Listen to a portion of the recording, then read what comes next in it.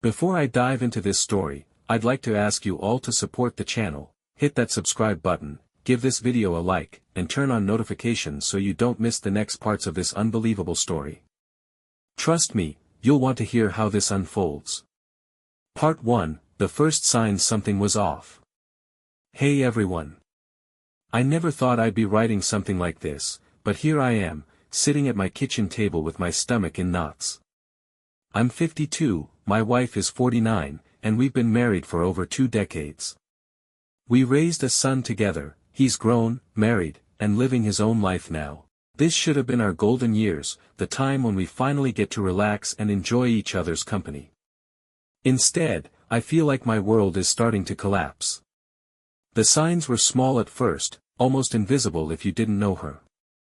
She started coming home later than usual, always with the excuse of a big project at work.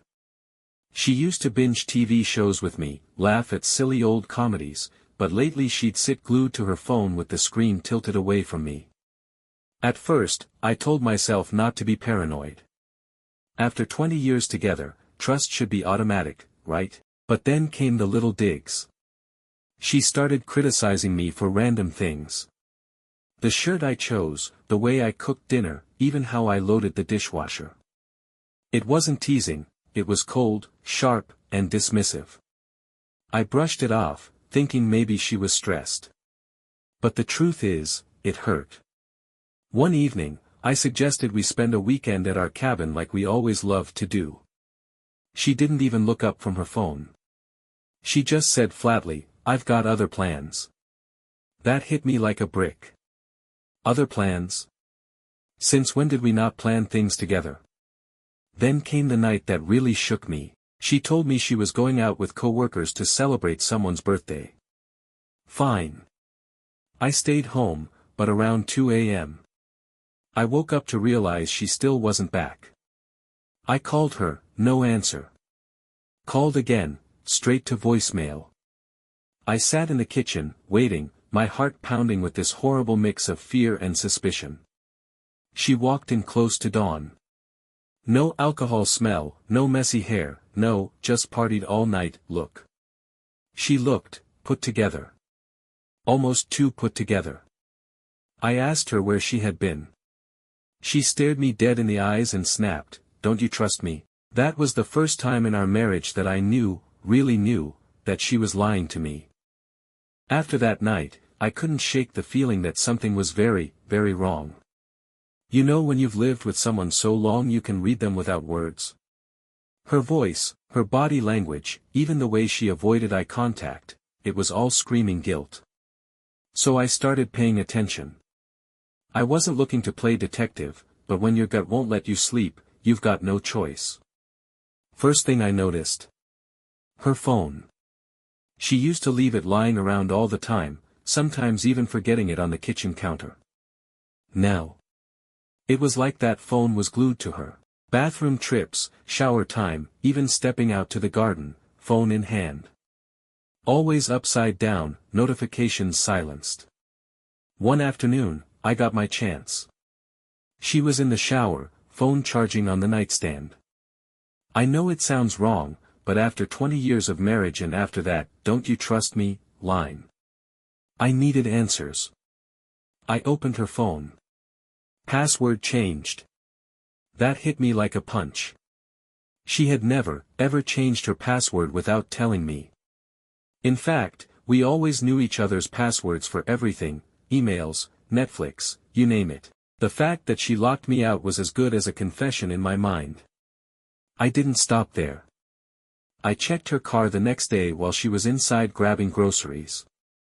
Nothing obvious, no receipts, no lipstick-stained shirts or cliché movie stuff. But I did find something odd, the passenger seat was pushed all the way back. Way further than she would ever need it. She's 5 feet 4 inches. Whoever sat there was tall, maybe a man. That night, I asked her casually how the birthday dinner went last week. She didn't miss a beat. "Oh, it was fine. We stayed late at the restaurant, just talking." But here's the kicker, one of her coworkers is actually a distant friend of mine. I called him the next day, just small talk, then slid in the question, "Hey, how was Anna's birthday dinner?" His pause said it all. He told me there was no dinner. Anna had called in sick that day. My blood went cold. When she came home that evening, humming to herself, acting like nothing was wrong, I swear I had to grip the counter not to explode right there. The lies weren't just little white lies anymore, they were deliberate, planned, and dangerous. That's when I decided, no more guessing. I needed hard proof. At this point, my trust was hanging by a thread. I wasn't just suspicious anymore, I knew. I just didn't have the kind of proof you can slap down on the table and say, "Explain this." That's what I needed. So I did something I never thought I'd do in my life. I installed a cheap GPS tracker in her car. Nothing fancy, just something I could check from my phone to see where she was driving late at night. It felt wrong, like I was the bad guy sneaking around, but I kept reminding myself, I wasn't the one who'd started lying. A week later, she told me she had another work meeting. At 8:30 p.m. on a Wednesday. That alone was ridiculous. I checked the tracker an hour later, she wasn't at the office. She wasn't anywhere near the office. She was at a small hotel on the edge of town. My chest felt like it was caving in. I wanted to storm over there immediately, but I forced myself to wait. Patience, I told myself. Don't give her a chance to twist it. I drove there slowly, parked a block away, and walked up. My hands were shaking so badly I could barely hold my phone. And then, as if the universe itself wanted to shatter me, I saw her. Walking out of the hotel. With him. Tall guy, maybe early 40s, arm around her waist like they'd been doing this for years. She was laughing. That laugh used to be mine. I froze. My instinct screamed at me to run up, to yell, to punch the guy in the face. But I couldn't move.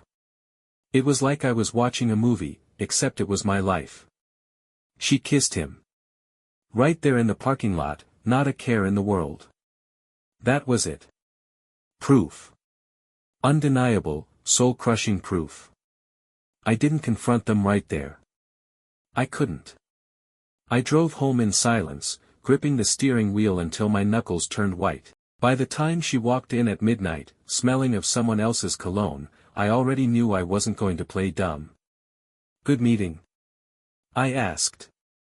She blinked, caught off guard, then smiled that fake smile. "Yeah. Went really well." And that's when I dropped it, "I know where you were." Her face. God, I'll never forget it. The moment I said those words, "I know where you were," her entire face changed. She froze, like a deer caught in headlights. Then, just as quickly, she shifted into anger. Not guilt. Not shame. Anger. "What the hell are you talking about?" she snapped, tossing her purse onto the chair like I had just insulted her. I kept my voice steady. "Don't play games with me. I saw you. At the hotel. With him." For a second, she actually looked stunned, like she hadn't thought I'd go that far. Then she rolled her eyes and laughed. Laughed. "Wow. You've really lost it, haven't you? A hotel? Do you even hear yourself?" That laugh cut deeper than anything. She was trying to gaslight me, to make me question my own eyes. But I stood my ground. "I watched you walk out. I saw him with his arm around you. I saw you kiss him." She didn't even flinch. Instead, she crossed her arms and said, "Oh my God, you're pathetic." That was a coworker. We were talking business. He was drunk and leaned in, and you, of course, you saw what you wanted to see. The sheer boldness of the lie made my head spin. I wanted to scream, "Do you think I'm blind? Do you think I'm stupid?" Instead, I said, "Business meetings don't happen at cheap hotels at 10 p.m. Her eyes narrowed. "So now you're spying on me? Tracking me? Is that what our marriage has come to? You stalking me like some creep?" That's when I realized she wasn't going to admit anything. No matter how much evidence I had, she'd twist it, turn it, flip it back on me. Suddenly, I was the villain in her story. She stormed off into the bedroom, slammed the door, and locked it. I sat there on the couch, shaking with rage. 20 years of love, of loyalty, of building a life together, and she had the nerve to make me feel guilty for catching her red-handed. I barely slept that night. Every time I closed my eyes, I saw her with him. Laughing. Smiling. Kissing. And the worst part? I still loved her. That was the knife-twisting deepest of all. That night was the longest of my life. I sat in the dark living room, staring at the family photos on the wall. There she was, smiling with me at our wedding. Holding our son as a baby. Posing on vacation, arm wrapped around me like I was her whole world. Now all I could think was any of it even real? I didn't sleep. I just replayed the hotel scene in my head like a broken record. One moment I was furious, ready to throw her out, change the locks, burn every reminder of her. The next, I was crushed with sadness, begging the universe to tell me this was just a nightmare. By morning, I felt hollow. She came out of the bedroom acting like nothing had happened. She brewed coffee, scrolled on her phone, humming under her breath. I wanted to scream. Instead, I asked quietly, "Are you really going to sit there and pretend you didn't betray me?" She sighed dramatically, like I was a child throwing a tantrum. "I already told you, you're overreacting. You've built this whole fantasy in your head." Fantasy. That word made my blood boil. I had seen it with my own eyes, and she still dared to tell me it wasn't real. The gaslighting was relentless over the next few days. She'd snap things like, "You're paranoid, maybe you need therapy. If you keep accusing me, you're the one destroying this marriage, not me. I can't even talk to a coworker without you losing your mind." Each word was like poison. I started doubting myself, even though I knew the truth. That's the craziest part, when someone lies so confidently, so coldly, you start questioning your own sanity. But underneath the confusion, anger kept simmering. Every time she brushed past me, every time she looked at her phone and smirked, every time she got another late meeting, I knew I couldn't keep living like this. The love was still there, yes, but it was being strangled by betrayal. I felt like two people at once, the man who wanted to fix things and the man who wanted to burn it all to the ground. I realized something important that week: she wasn't going to stop lying. If I wanted the truth, I had to dig it out myself, no matter how painful it was. And so, I made a decision. That night was the longest of my life. I sat in the dark living room, staring at the family photos on the wall. There she was, smiling with me at our wedding. Holding our son as a baby. Posing on vacation, arm wrapped around me like I was her whole world. Now all I could think was any of it even real? I didn't sleep. I just replayed the hotel scene in my head like a broken record. One moment I was furious, ready to throw her out, change the locks, burn every reminder of her. The next, I was crushed with sadness, begging the universe to tell me this was just a nightmare. By morning, I felt hollow. She came out of the bedroom acting like nothing had happened. She brewed coffee, scrolled on her phone, humming under her breath. I wanted to scream. Instead, I asked quietly, "Are you really going to sit there and pretend you didn't betray me?" She sighed dramatically, like I was a child throwing a tantrum. "I already told you, you're overreacting. You've built this whole fantasy in your head." Fantasy. That word made my blood boil. I had seen it with my own eyes, and she still dared to tell me it wasn't real. The gaslighting was relentless over the next few days. She'd snap things like, "You're paranoid, maybe you need therapy. If you keep accusing me, you're the one destroying this marriage, not me. I can't even talk to a coworker without you losing your mind." Each word was like poison. I started doubting myself, even though I knew the truth. That's the craziest part, when someone lies so confidently, so coldly, you start questioning your own sanity. But underneath the confusion, anger kept simmering. Every time she brushed past me, every time she looked at her phone and smirked, every time she got another late meeting, I knew I couldn't keep living like this. The love was still there, yes, but it was being strangled by betrayal. I felt like two people at once, the man who wanted to fix things and the man who wanted to burn it all to the ground. I realized something important that week: she wasn't going to stop lying. If I wanted the truth, I had to dig it out myself, no matter how painful it was. And so, I made a decision. When I put that folder on the table, I thought I'd finally backed her into a corner. I thought maybe, just maybe, the lies would crack, and I'd finally hear the truth. But instead, she doubled down. She leaned on the counter, arms crossed, and said with that smug tone, "You're really embarrassing yourself. Do you think stalking me is going to fix whatever's wrong with you?" I slammed my fist on the table. "Don't you dare turn this on me. I have pictures of you with him. Kissing him. Multiple times. Don't tell me it's a coworker or some drunk moment. Stop insulting my intelligence." Her face twisted with anger. For the first time, she dropped the fake calm. "Fine," she shouted. "You want the truth. He makes me feel alive. Something you haven't done in years." The words cut me open. 20 years of loyalty, sacrifice, building a life together, and it all boiled down to that. I stood there in silence, my heart pounding in my ears. She kept going, voice sharp like broken glass, "You're boring.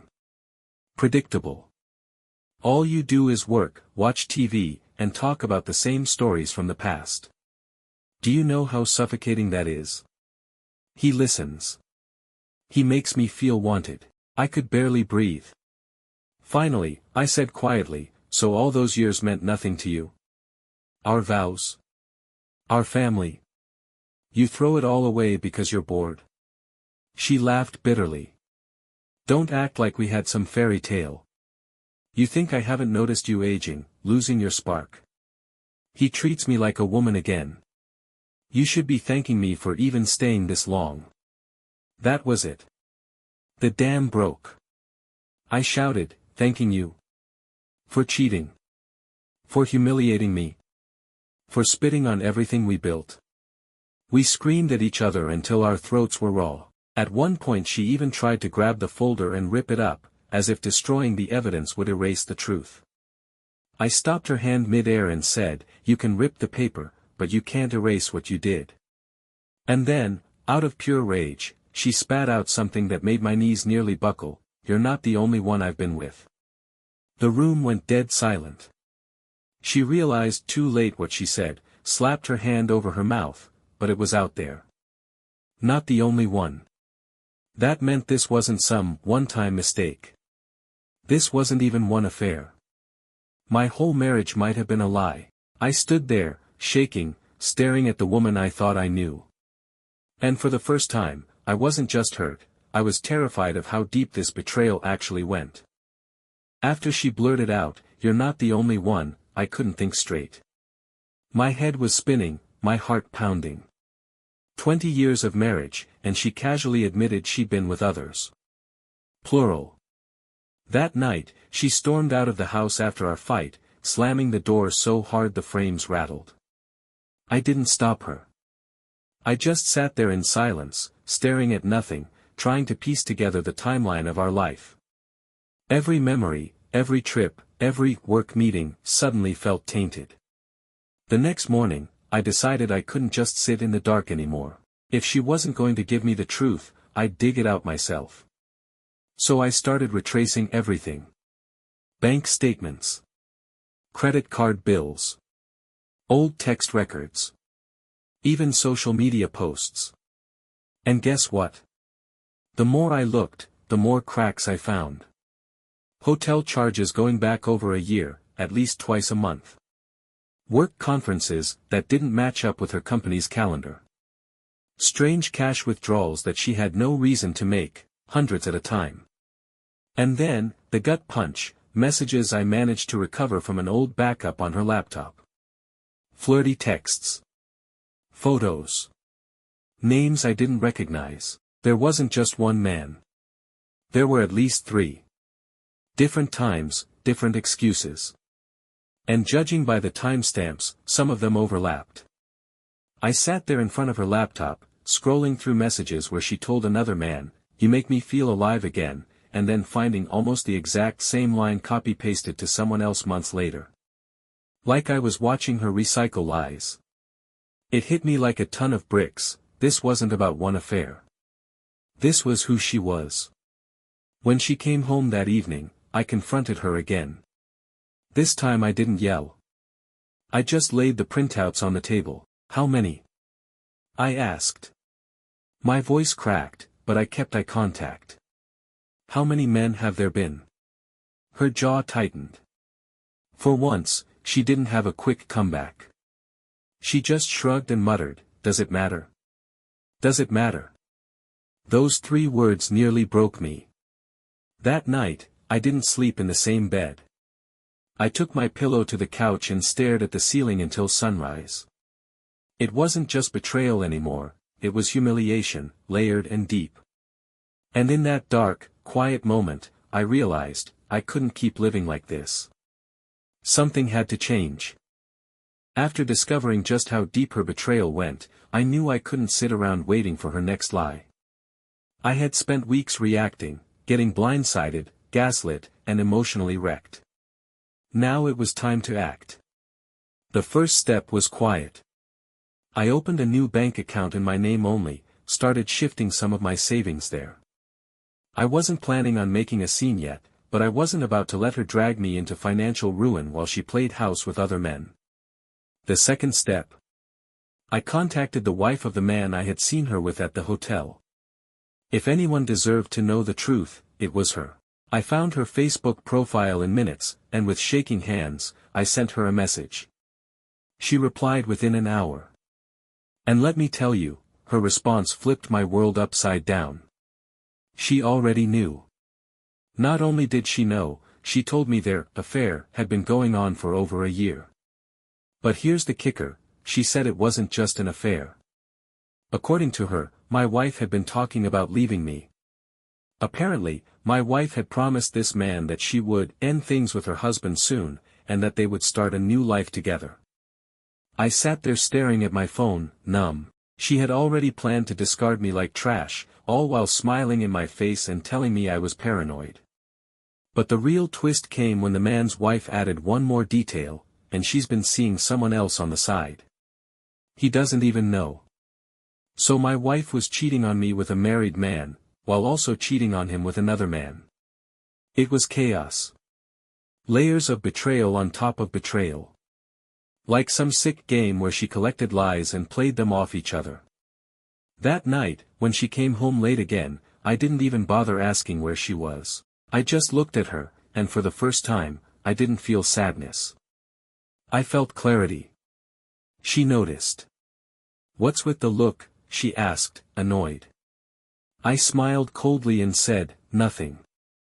Just realizing I don't actually know the woman I married." Her eyes flickered with something, fear, maybe.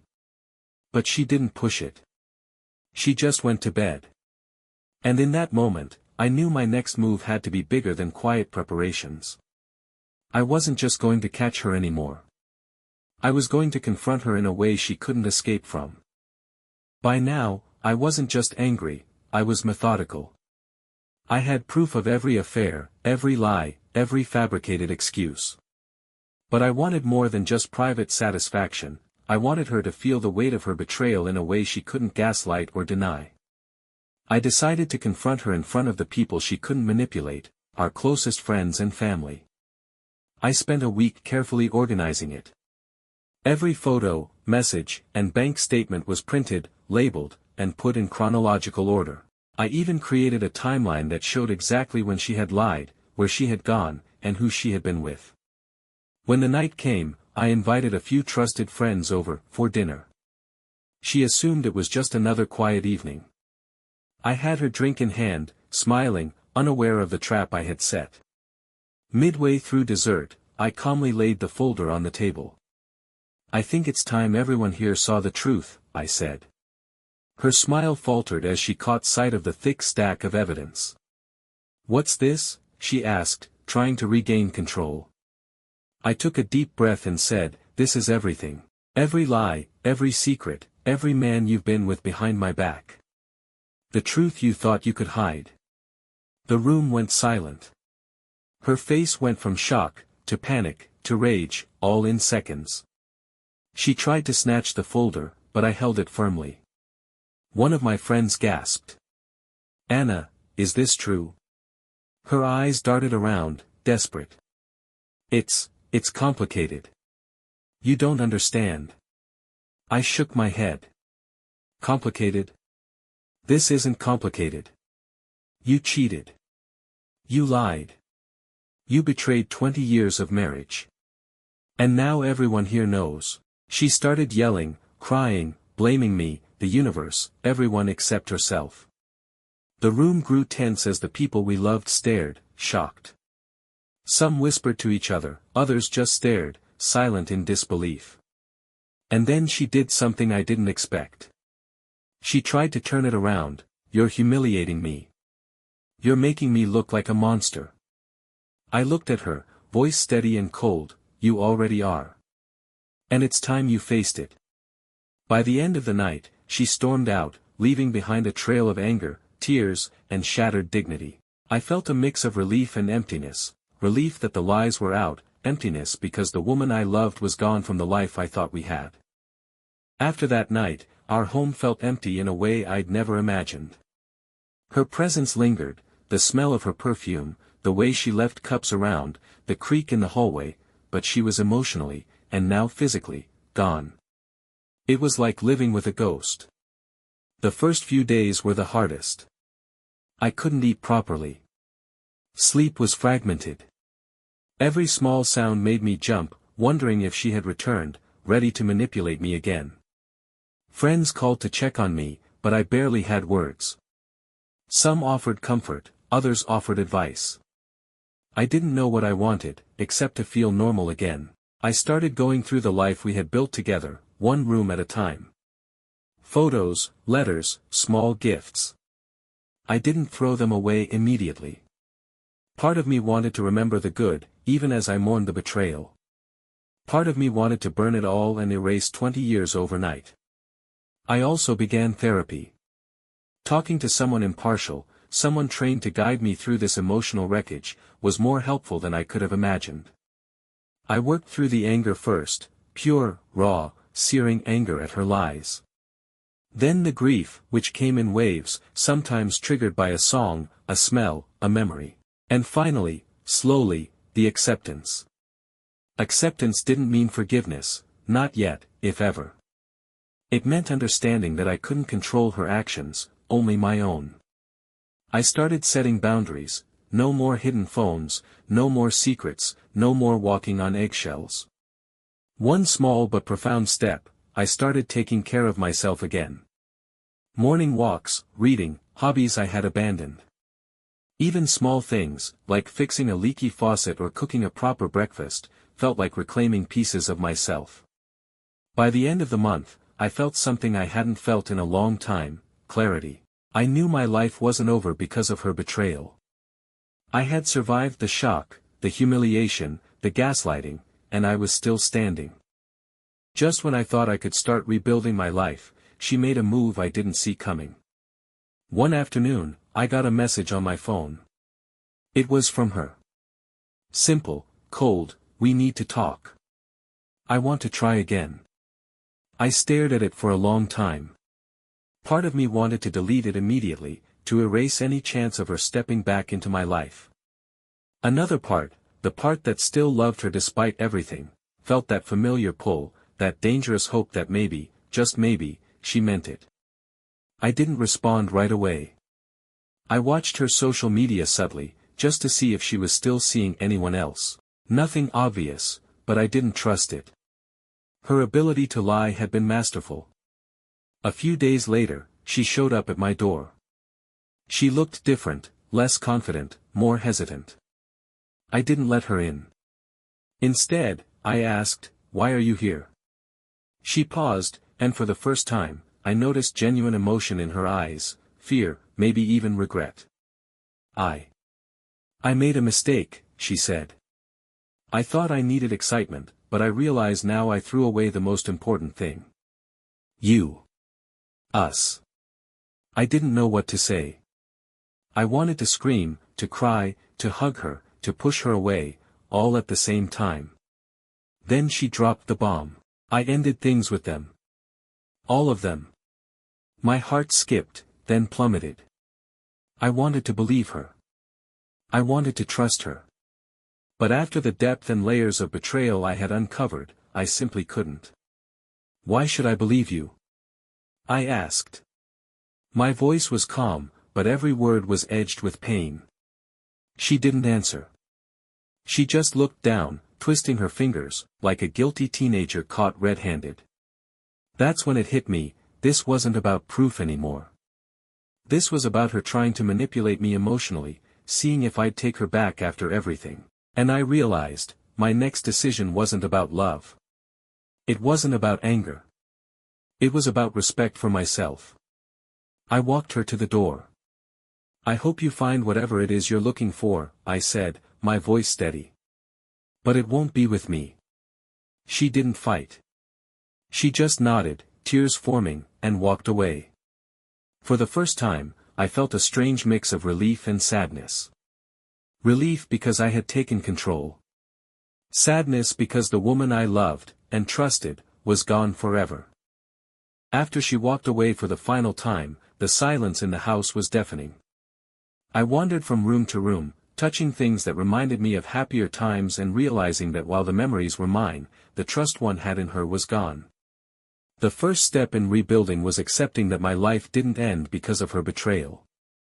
I focused on routines I had neglected, morning walks, cooking, reading, even small DIY projects around the house.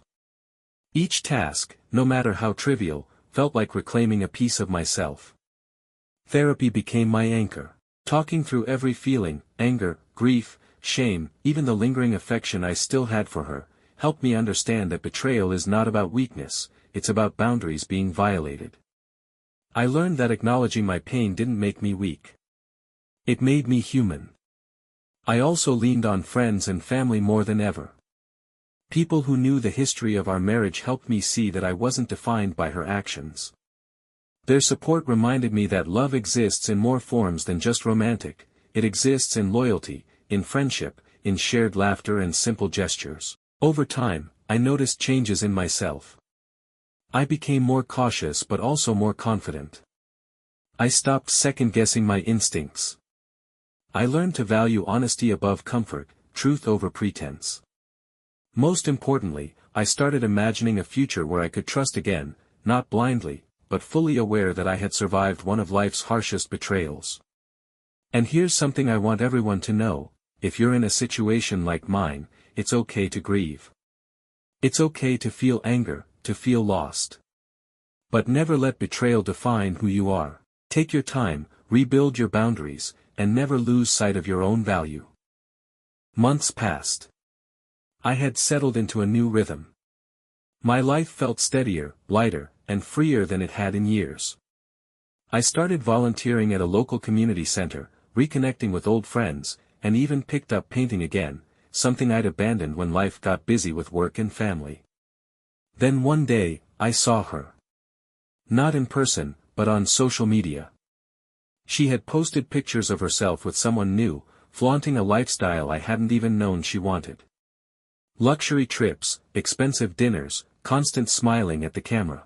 It was the same old thrill-seeker I remembered, but now she was on display, showing the world the excitement she had sought outside our marriage. For a moment, a pang of anger hit me. I had rebuilt my life while she paraded hers. But then I realized, I didn't care. Not really. Her life, her choices, her constant search for drama, it no longer touched me. She had lost something irreplaceable when she betrayed me. The shocking twist?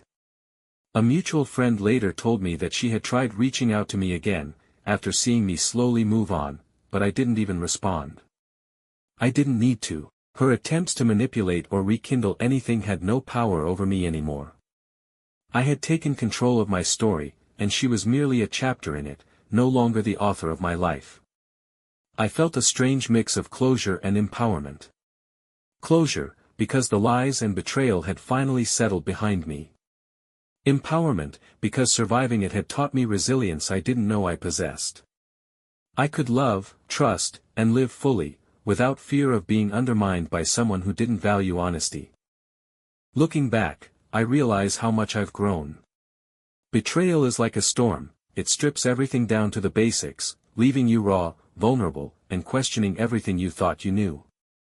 But it also teaches lessons you can't learn any other way. First, trust your instincts. I ignored small signs for too long, hoping love could cover up the inconsistencies. Love is important, but honesty is non-negotiable. Second, self-respect is everything. No matter how much you love someone, if they violate your boundaries or betray you repeatedly, protecting your own dignity has to come first. Walking away isn't weakness, it's courage. Third, rebuild slowly. Don't rush the process. I found strength in small routines, old hobbies, and meaningful connections. It reminded me that life goes on, and it can even become richer than before. Finally, let go of bitterness. For a long time, I replayed every betrayal in my head, hoping for answers or apologies. In the end, holding on to anger only hurt me. Acceptance isn't about condoning what happened, it's about freeing yourself from the weight of someone else's choices. To anyone watching who's faced infidelity, you are not alone, and your feelings are valid. Take your time, trust yourself, and never compromise your worth.